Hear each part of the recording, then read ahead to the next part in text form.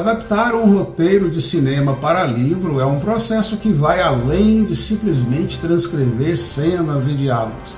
É um trabalho que exige expandir o universo narrativo e explorar camadas emocionais que muitas vezes ficam implícitas no audiovisual.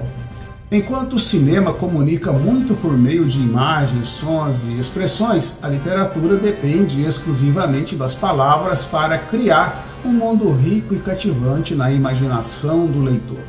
Do cinema ao livro é o tema dessa semana para o quadro Projetos Culturais. Eu sou Orlando Rodrigues, presidente da ANE, Associação Nacional de Escritores e Editoras.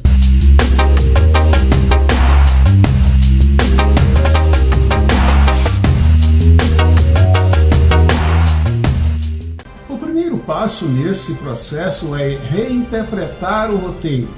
No cinema, o foco está na ação e nos diálogos, enquanto no livro é necessário aprofundar a perspectiva dos personagens, suas motivações e pensamentos. Isso exige que o adaptador ou escritor amplie as descrições e desenvolva detalhes que não estavam implícitos no roteiro, mas que são fundamentais para enriquecer a experiência do leitor. A estrutura narrativa também precisa ser ajustada. Um roteiro segue uma linguagem técnica com cenas divididas em atos e descrições sucintas. Já o livro demanda uma narrativa fluida, com transições naturais e capítulos que conduzam o leitor para uma jornada imersiva. Isso implica transformar as descrições objetivas em cenários vivos e desenvolver subtextos emocionais que conectem o leitor aos personagens. Outro aspecto importante é o ritmo. No cinema, o tempo é limitado e as histórias precisam ser contadas de forma enxuta. No livro, há espaço para explorar detalhes, criar subtramas e aprofundar relações entre os personagens. O desafio está em equilibrar a expansão do conteúdo sem perder a essência e a atenção que movem a narrativa. Além disso, é fundamental capturar a atmosfera do filme, traduzindo para o texto a intensidade das cenas de ação, a sutileza de olhares ou a grandiosidade de uma paisagem. Isso exige uma escrita sensorial, que evoque no leitor as mesmas emoções que as imagens transmitiram na tela. Adaptar um roteiro de cinema para o livro é, em essência, um ato de reconstrução. É dar ao público uma nova perspectiva sobre uma história já conhecida, ao mesmo tempo em que se explora as potencialidades únicas da literatura para enriquecer e aprofundar a narrativa. É uma forma de ressignificar a obra e alcançar novos públicos, transformando uma experiência visual em um mergulho literário. Este foi o quadro Projetos Culturais no canal da ANE. Você já conhece a ANE? Você já visitou os nossos sites ane.org.br ou anecultura.org? Você já conhece os nossos benefícios, os benefícios que nós oferecemos aos nossos associados? Você já conhece as atividades que nós desenvolvemos? Nós temos o canal da ANE, nós temos a revista literária da ANE, instrumentos para a divulgação do trabalho de autores e artistas, principalmente os iniciantes. Venha, conheça nossos sites, faça sua adesão, seja um de nós. Até um próximo vídeo. Aqui estão 5 exemplos de roteiros de filmes que foram adaptados em livros, mostrando como essas histórias transcenderam o formato audiovisual para se tornarem também experiências literárias. 1. Star Wars, 1977. A saga espacial criada por George Lucas inspirou várias obras literárias, incluindo romances baseados no roteiro original, como Star Wars, From the Adventures of Luke Skywalker. O livro foi escrito por Alan D. Foster, creditado inicialmente como George Lucas, e trouxe a história para leitores antes mesmo da estreia do filme. A série expandiu-se com livros como O Caminho Jedi e Star Wars e a Filosofia, que exploram os temas e o universo da franquia. 2. 2001. Uma Odisseia no Espaço, 1968. Embora o roteiro do filme de Stanley Kubrick tenha sido desenvolvido em paralelo com o livro por Arthur Clarke, o romance foi lançado pouco depois do filme. A obra oferece uma perspectiva mais detalhada da visão filosófica e científica por trás do enredo, enriquecendo o entendimento da trama. 3. Blade Runner, 1982. Baseado no livro Androides Sonham com Ovelhas Elétricas, de Philip Dick, o filme gerou adaptações literárias do roteiro que expandiram o universo da narrativa. Esses livros ajudaram os fãs a mergulharem mais profundamente no mundo cyberpunk de Rick Deckard. 4. Alien, 1979. O filme de Ridley Scott foi adaptado em um romance por Alan Dean Foster. A versão em livro expande as motivações dos personagens e explora aspectos que nem sempre estão evidentes na tela. 5. The Shape of Water, 2017. A história de Guillermo del Toro foi adaptada em um romance coescrito pelo diretor e Daniel Krauss. A obra aprofunda a relação entre os personagens principais e apresenta elementos narrativos que complementam o filme vencedor do Oscar. Essas adaptações permitem que os fãs vivenciem as histórias de forma mais introspectiva e detalhada, ao mesmo tempo em que ampliam o alcance cultural das narrativas originais.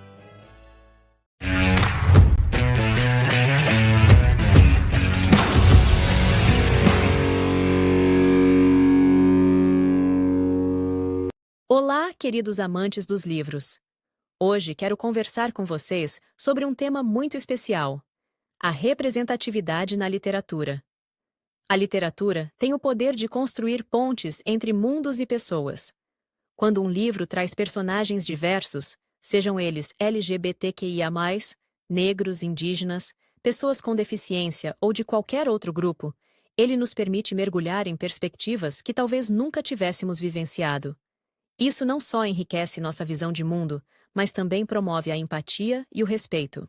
Mas mais do que isso, representatividade é sobre pertencimento. E para nós, leitores, é uma oportunidade incrível de ampliar horizontes. Afinal, quanto mais conhecemos, mais entendemos que a diversidade é o que torna o mundo, e a literatura, tão fascinante. Então, na próxima vez que você escolher um livro, que tal explorar novas vozes? Dê espaço para autores e personagens que trazem algo diferente, mas igualmente importante, para a narrativa da vida. A literatura é para todos, e todos merecem estar nela. A Anne acredita que a literatura deve ser um espaço para todos e apoia toda e qualquer causa de representatividade. Precisamos dar um basta na discriminação, seja ela de qualquer gênero, cor, orientação ou origem. Juntos por um mundo melhor. Até a próxima, pessoal! E fala, pessoal! E fala, pessoal! Fala, pessoal! Você sabe, todo mundo tem uma história. Atrás de cada história, uma cultura. Meu nome é Patrícia Macedo e vem comigo agora pro quadro Conexão Cultural Eu, Você e o Mundo. Vem!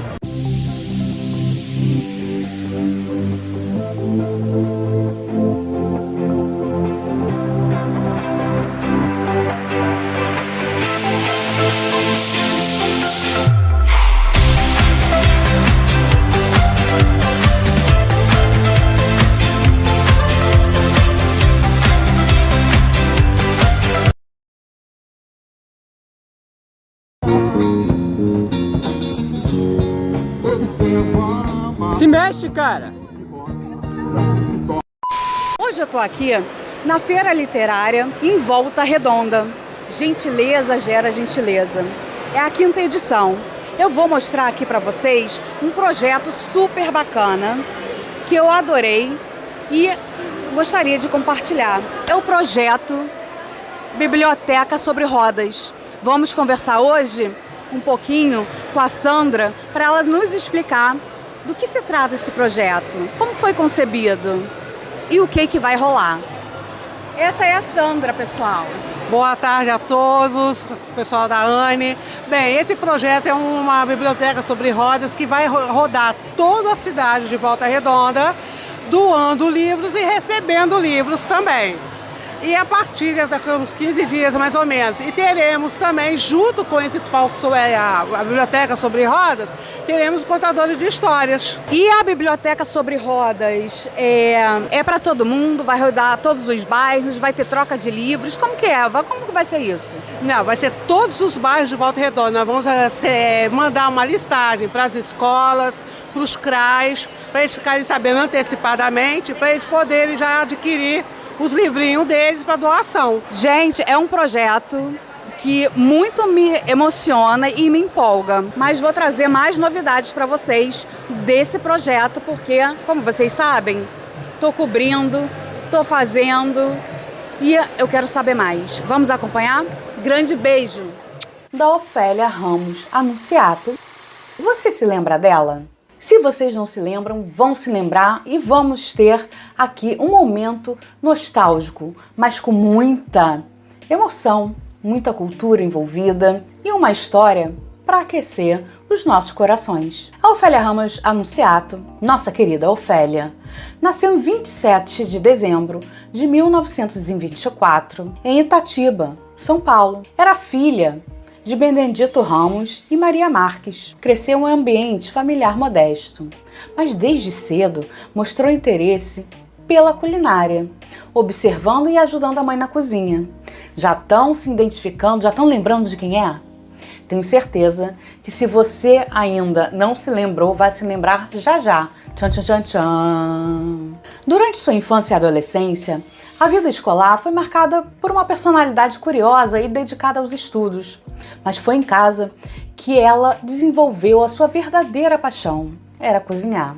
Ofélia foi casada e teve uma filha chamada Beth, com quem mantinha um relacionamento muito próximo. Ela também era avó de Rodrigo e Juliana e sempre dividiu o seu carinho entre os telespectadores e sua família. Ofélia era muito querida pelo público. Vocês sabem que ela chegava a receber mais de 20 mil cartas por mês? Conhecida também pelo seu carisma natural, sua abordagem amigável e acessível na TV, falava com o público de maneira direta e simples, acessível a todos, como se estivesse conversando com os amigos em casa. Sendo assim, muitas donas de casa se sentiam parte, né, dessa família da Ofélia. Bom, eu acho que os livros têm uma grande importância, principalmente como impacto social. A gente está em cada esquina, em cada lugar, vendendo livros baratos, livros em conta. Qualquer pessoa pode passar, comprar, adquirir um livro. Vai passar para ir ao metrô, tem como levar um livrinho, vai fazer uma viagem, aqui tem encontro do Búzer, pode levar o seu livrinho também. É esse acesso e a transformação também, um grande impacto mesmo. Conta pra gente, como que você começou essa trajetória aqui na Feira do Livro? Bom, eu comecei tem uns 6 anos mais ou menos, esse é um negócio de família. Antes a gente tinha livraria e minha família tinha um sebo, que por conta de todas as situações financeiras que a gente tem atravessado ao longo dos anos, a gente ficou só com as feiras.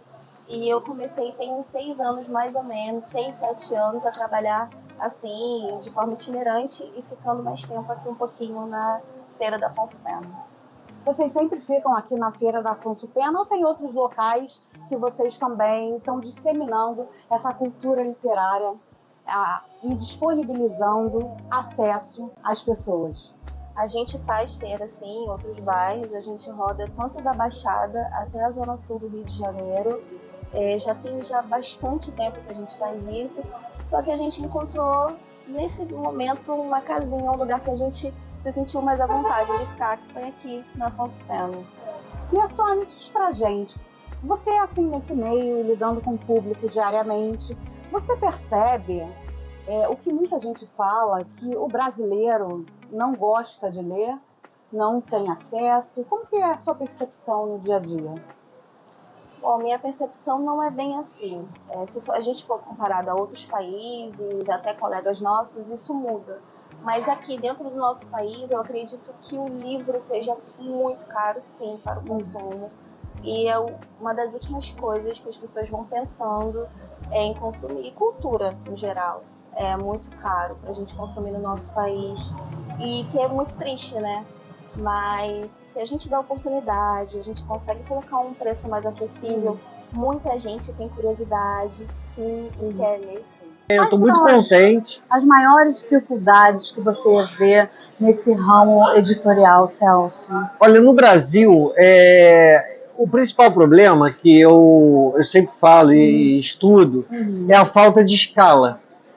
Então, por exemplo, se fala muito que o livro nos Estados Unidos, o livro na Inglaterra, e o problema maior é a escala. O livro lá, qualquer livro, já sai com uma tiragem muito maior. Consequentemente, que isso é um círculo vicioso. Sim.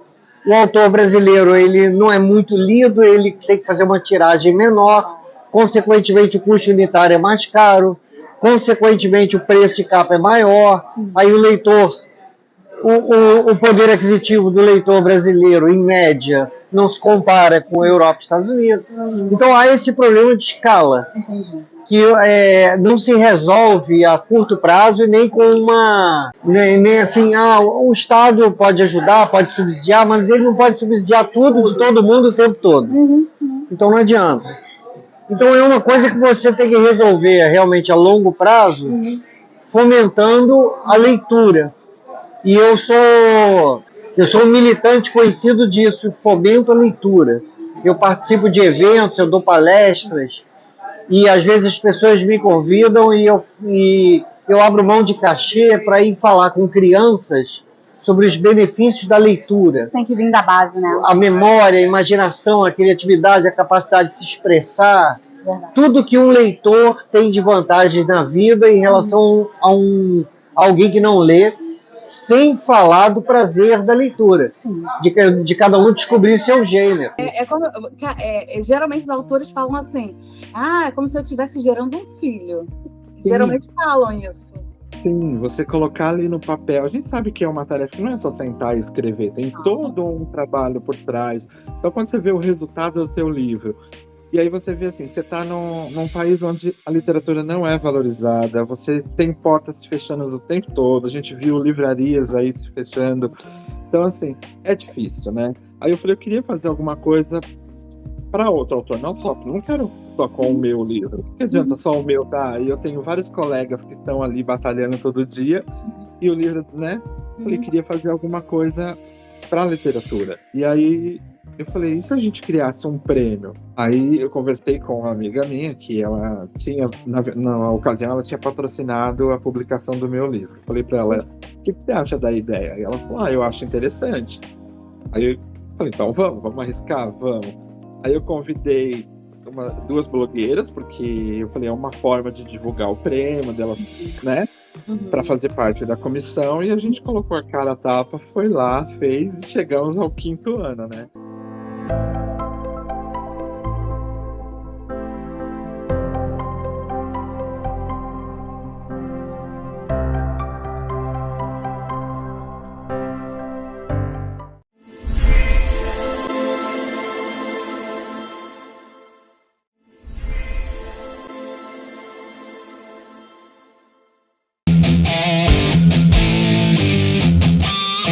Olá, gente, tudo bem? E hoje, aqui no nosso quadro Escrita Criativa, no canal da Anne, eu tenho um convidado super especial que vai falar sobre escrita criativa e poesia. Então, se você quer conhecer um pouquinho mais sobre esse universo poético, senta no sofá e vem comigo.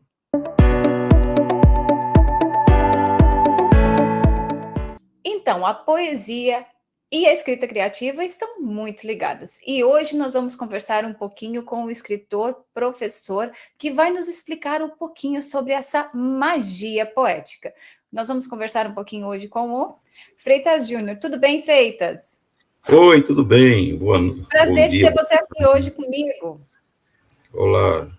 Então, aqui para mim é um prazer muito grande. Vou me apresentar às pessoas, que meu nome é Antônio Miranda de Freitas Júnior, mais conhecido no mundo literário como Freitas Júnior Poeta. Então, aqui é um prazer enorme estar fazendo parte desse quadro e falar um pouco sobre essa poesia. Exatamente. Eu quero começar conversando com você sobre de onde surgiu o interesse de escrever poesia e o que você acha da escrita criativa para a escrita. Assim, em termos de desenvolvimento, como ela pode ajudar muitas vezes escritores iniciantes. Certo. O interesse pela escrita ele surgiu através desse, não sei se é um dom, desse atributo especial de ser romântico. Então, dentro desse romantismo, eu sempre gostava de escrever cartas, mensagens relacionadas a sentimentos. E isso foi evoluindo. Quando eu terminei a faculdade de História, eu fui transformando esses textos quando eu me deparei com os clássicos da literatura. E muitas vezes a gente não conhece esses clássicos, não conhece Álvares de Azevedo, muitas vezes a gente não conhece Flor Bela Espanca, Vinícius de Moraes, entre tantos outros. Aí quando eu comecei a ver essa literatura, eu fiquei com aquela ânsia de escrever igual a esses escritores. E foi daí que surgiu o meu primeiro livro, Bereshit Poética, que é esse livro aqui, foi lançado em 2018.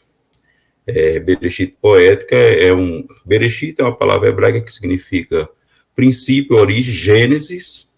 Aí a Bereshit Poética é a minha Gênesis, é o meu princípio. Foi aqui que eu comecei a selecionar algumas poesias nesse teor clássico, bem clássico. E essa daqui, nessa proposta. Que legal. Qual é a outra pergunta que você falou também? Sobre a importância da escrita criativa para os escritores iniciantes. Pronto, aí para os escritores iniciantes, eu tomei um caminho que eu acho que pode ser tido como modelo. Eu já estou no meu 8º livro, que é Evidências, é o livro do momento, é esse aqui, é o 8º livro, Evidências, que foi publicado pela Litera, pelo nosso grupo. Exatamente. E nesse livro aqui, eu coloquei uma proposta de poesia romântica, e todos em um estilo só. Então, aqui, nesse livro, especificamente, eu tenho um estilo poético, que depois eu vou mostrar a vocês. Outros livros, eu coloquei outras propostas. Então, nesse livro aqui, por exemplo, Minhas Verdades. Nesse livro, eu trabalhei uma poesia bem próxima da de Braulio Bessa, uma poesia com teor cordelístico, e que passa mensagens positivas, mensagens para que as pessoas possam enxergar a vida com outro olhar. Então, eu trabalhei nesse livro outro estilo de poesia, com uma estrutura diferenciada da que eu trabalhei agora recentemente neste. Então, para escrita criativa, eu acho bem interessante isso, as pessoas trabalharem estruturas, propostas. Esse livro vai falar sobre isso. E você engessar o livro dentro dessa temática. Porque às vezes a gente pega um livro e tem várias temáticas, vários estilos. Uma página você tem um poema romântico, no outro você tem um poema social, no outro você tem outro tipo de poesia, e muitas vezes o leitor fica confuso. O que é que esse cara quer passar nesses textos? Uhum. Mesmo sendo poesia, mas quando a gente frisa em uma ideia, como o Braulio Bessa bem faz, ele trabalha essa mensagem humana, essa mensagem positiva, essa mensagem de autoajuda para as pessoas. Então, você tem aquela meta e tem também aquela ideia. Nesse livro eu vou ter isso. E muitas vezes a gente lá abre um livro, tem várias coisas, e no final ele não segue uma proposta que seria interessante. Então, a escrita criativa, ela passa também por esse crivo. Quando eu estou fazendo uns livros, no momento estou escrevendo, já em rascunhos, um livro de haikai, só com haikai. Então, ali eu pego um haikais em determinado tema, depois eu pego outros haikais com outro tema, uns mais pela natureza, outro mais pelo ser humano, de tal forma que quem pegar a estrutura daquele livro vai seguir uma ideia de raciocínio que eu estou passando dentro daqueles haikais, assim como em qualquer tipo de poesia. Uhum. E você falou que você é formado em História, e eu também sei que você leciona, né? Então, você traz algumas dessas dicas ou técnicas de escrita criativa para a sala de aula, para os seus alunos, para eles conseguirem também desenvolver isso nas atividades escolares? Sim. Eu trabalho esses temas e trabalho com eles a poesia da mais simples à mais complexa, porque além de História eu trabalho outra disciplina chamada Estudo Orientado, e lá eu aproveito para trabalhar essa ideia da escrita. E eu quero mostrar a eles que ser poeta não tem segredo, que ser escritor não tem segredo, é você ousar ser. Se você ousar ser, você acaba sendo. Porque as pessoas acham que quem escreve um livro desse é quem já se formou, é quem tem um dom, uma coisa que vem do alto, que chega ali. Muitas vezes sim, outras vezes não. Outras vezes esse dom ele pode ser trabalhado, ele pode ser lapidado. A poesia ela pode ser lapidada, você pode ousar fazer um soneto e você conseguir fazer um soneto. Você ousar fazer um cordel e você conseguir fazer um cordel. Mas a maioria das pessoas não dão credibilidade ao que ele escreve. Escreve até uma cor bem interessante, que eu já peguei muitas aldravias, texto poetrix dos meus alunos, que eu começo pela aldravia, que são seis palavras apenas, naquela sequência. Eles fazem, uns saem interessante, outros razoavelmente, mas sai alguma coisa. Se eles realmente acreditassem e começassem a escrever a partir dali, eles teriam uma obra, eles teriam um objetivo, uma meta. Mas a maioria das pessoas escreve e não acredita. Ele acha que aquilo ali não é ele, não é para ele, tem que ser outra pessoa, alguém que seja iluminado, e coloca aqueles mitos em relação aos escritores, que é alguém que tem uma iluminação, que dá um tchan em cima daquele tchan ali, ele começa a escrever uma coisa do nada, e não é bem assim, é um esforço mental. Quando a gente tem eu, pelo menos, eu uso a escrita como uma forma de conversar sozinho. Eu vou ali, começo a dialogar comigo mesmo, e vou escrevendo, e de repente sai uma coisa. E ali é um tempo de 15 minutos, sai um poema, um tempo de meia hora, um tempo de 1 hora, depende das estruturas e depende da forma como você quer propor aquilo. Porque um poema mais elaborado, é claro que ele exige mais. Um poema mais livre, ele é mais rápido de ser feito. E muitas vezes na escrita, às vezes eu critico assim, alguns escritores, que muitas vezes trabalha criticando a poesia clássica. Aí tem eu critico alguns escritores que muitas vezes eles não trabalham, eles criticam as estruturas clássicas e muitas vezes não sabem trabalhar naquelas estruturas, não sabe fazer um texto em métrica, não sabe trabalhar a escansão, nem as rimas perfeitas. Aí o que acontece? Critica quem faz, porque acha que tem que ser feito de forma livre. Eu gosto do escritor criativo e experimentado. Qual é o escritor experimentado? É aquele que faz os textos na poesia, faz nos padrões clássicos, e depois quebra as regras e faz no outro padrão. Mas ele mostra que ele tem um domínio sobre os padrões clássicos. Aí muitas vezes o pessoal quer fazer cordel totalmente fora da estrutura, totalmente fora da métrica. E o cordel, por mais que seja uma poesia simples, criada aqui na região Nordeste, mas eles, os cordelistas, os violeiros, eles trabalham aqueles versos em 7 sílabas poéticas. Exatamente. Então, mesmo na simplicidade, eles trabalham dentro daquilo ali. Aí, muitas vezes, a pessoa não sabe dominar essa arte da escansão, aí critica, diz que não precisa, a poesia não precisa disso, não precisa daquilo. Eu gosto de fazer as duas coisas. A partir dos últimos anos, eu comecei a quebrar a regra, trabalhar a poesia livre. Porém, antes de quebrá-las, eu comecei a trabalhar elas de uma forma clássica. Estou ali, ainda não publicado, tem um livro de rondel totalmente nas medidas clássicas do rondel, e fiz outro nas medidas livres. Então, tem o haikais nas medidas clássicas do haikai, e tenho outros na medida livre, que eu chamo de haikai tropical, haikai brasileiro. Mas é assim, eu antes de fazer o livre, eu faço outro dentro das medidas clássicas. Então, isso aí eu mostro que eu tenho domínio sobre isso aí. Eu acho que os escritores, de uma forma geral, eles têm que trabalhar esses dois lados. Porque só criticar, porque quem não sabe, critica. E se escuda nessa crítica para mostrando que ele não tem domínio. E quando eu pergunto, mas você sabe fazer do outro jeito? Não, sei não, nunca aprendi. Então, não critique, já que você não sabe. Freitas, estou muito feliz de ter você aqui comigo um pouquinho, podendo divulgar teu trabalho, você passando também dicas extremamente importantes para escritores iniciantes. Então, eu gostaria também de fazer alguma consideração final?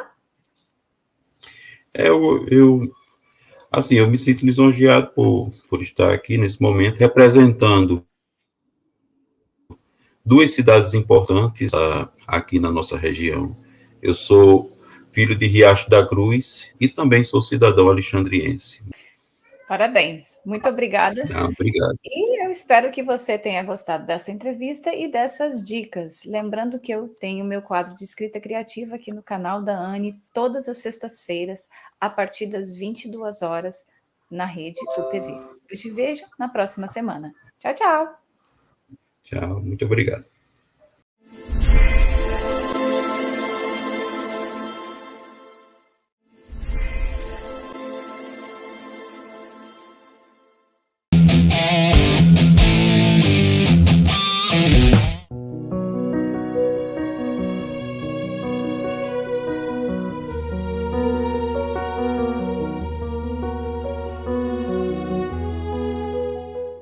Boa noite. Eu sou Edilberto Salinovo, escritor e diretor da ANE, Associação Nacional de Escritores e Editoras. Hoje vou falar sobre a valorização da cultura nacional. A ANE tem um papel essencial na preservação e na promoção da cultura brasileira por meio da literatura. Em um cenário editorial frequentemente dominado por obras estrangeiras, a associação busca destacar a riqueza da produção literária nacional, celebrando a diversidade de temas, estilos e perspectivas que refletem as múltiplas realidades do Brasil. Por meio de iniciativas como a Revista Literária e a nossa programação semanal na Rede UTV, a ANE oferece espaço para que autores brasileiros, tanto os consagrados quanto os novos talentos, apresentem suas obras ao público. Essa visibilidade é fundamental para que a literatura nacional conquiste novos leitores e para que obras relevantes não percam no meio de volume de publicações. A entidade organiza entrevistas que exploram como a literatura e o audiovisual podem abordar questões sociais, históricas e culturais do Brasil. Ao fomentar esses diálogos, a associação incentiva a criação de narrativas que não apenas informam e emocionam, mas também preservam a memória e a identidade nacional.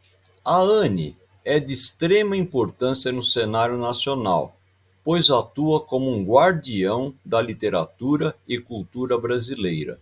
Ao apoiar escritores iniciantes e consagrados, a associação garante que as vozes da nossa cultura sejam ouvidas e valorizadas.